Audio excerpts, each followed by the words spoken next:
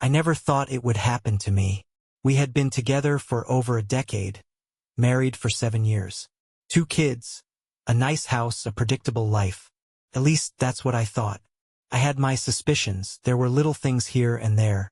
The late nights, the unexplained absences, her increasing attention to her phone. But I ignored it. I loved my wife, Susie, and I wanted to believe she loved me. Who wouldn't, right? That's when it happened. The text that shattered everything. I was sitting on the couch, scrolling through my phone, when my own phone buzzed. It was a message from Susie, but it wasn't for me. It was meant for someone else. I glanced down at the screen in disbelief. I can't wait to see you tonight. Just a few more hours and I'll be all yours. Baby. I've missed you so much. My stomach dropped. I had to read it again. I don't know why, but I did. The words hit like a ton of bricks. How could she? I had always trusted her blindly, it seemed now. She was having an affair. It wasn't some one-time mistake. I could feel the weight of her betrayal bearing down on me, suffocating me. Every message, every word made my chest tighten. I didn't know what to do next. Should I confront her now? Wait until she came home? Should I act like nothing was wrong? Or should I tear it all down in one shot? My thoughts were spiraling. But then, without thinking, my fingers moved. I tapped the message thread, selecting send, but not to her lover. I sent it to her, to my wife. You sent this to the wrong person. I dropped the phone onto the coffee table and stood up, pacing. My heart was pounding in my chest as I waited for her reaction. I knew the bomb was about to drop. I knew she would know exactly what I was talking about. She walked in moments later, carrying groceries. She froze when she saw my face. Is something wrong? She asked innocently. I didn't answer. Instead, I held up my phone, showing her the message that would end everything. Her face turned pale as she saw the text. Her eyes darted between me and the phone in my hand, but no words came out. I think you sent this to the wrong person, I said coldly. Susie's hands trembled as she stared at my phone. Her face went pale, then flushed red, as if her body couldn't decide whether to freeze or burn. She started, but no words came out. She was caught. She knew it. I knew it. There was no escape. Go ahead, I said, my voice cold and steady. Explain this.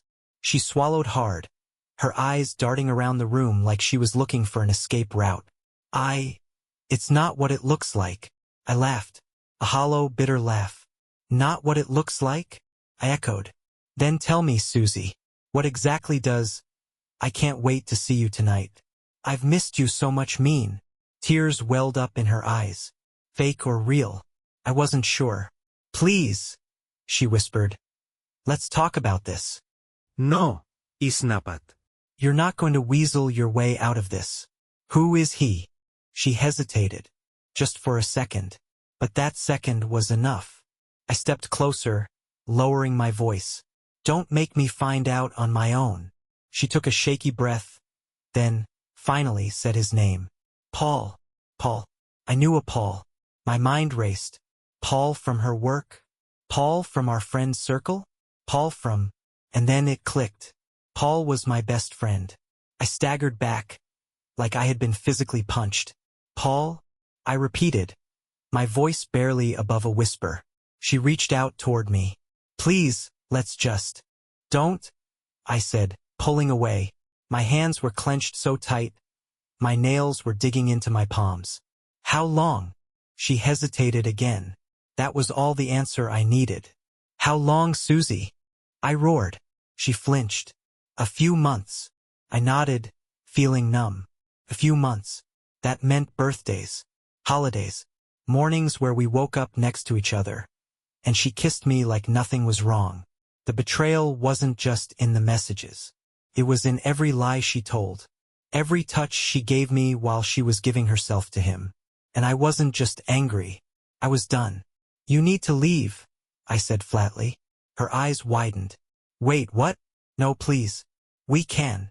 No, Susie. We can't. You already made your choice. I turned toward the stairs. I'm packing a bag. You can stay with Paul. Since you miss him so much. She burst into tears. Don't do this.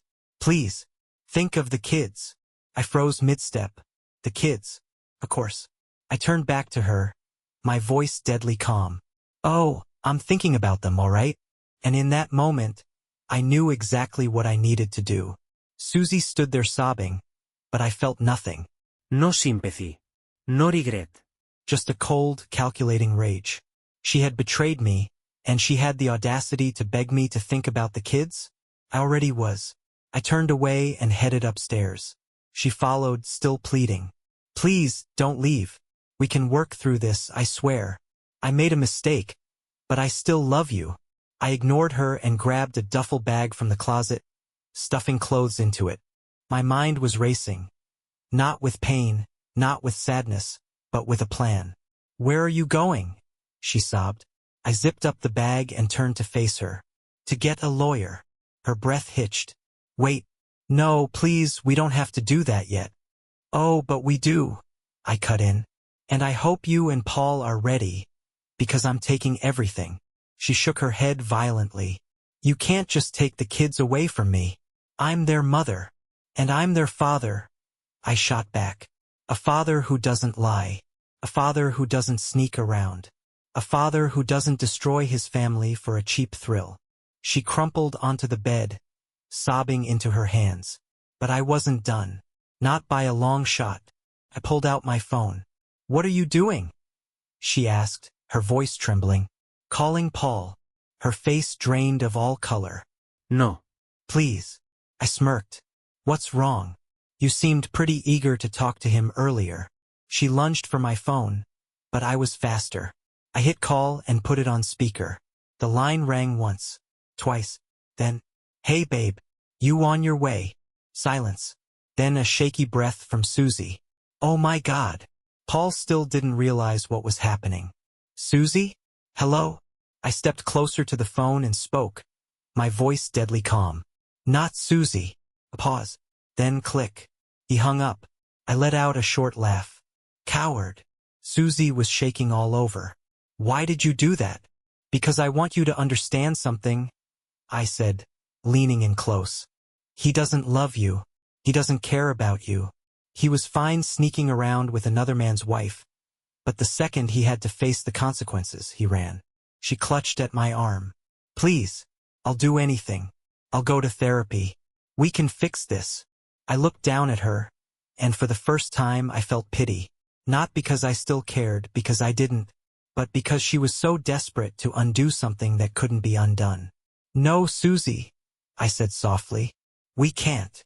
I walked out, got in my car, and drove straight to my lawyer's office. By the end of the week, I had filed for divorce. By the end of the month, I had full custody of our children. And by the end of the year, Susie was nothing but a bad memory. Months later, I got a text from an unknown number. I made the biggest mistake of my life. Can we talk? I stared at the screen for a long time. Then, finally, I typed out my response. Wrong number.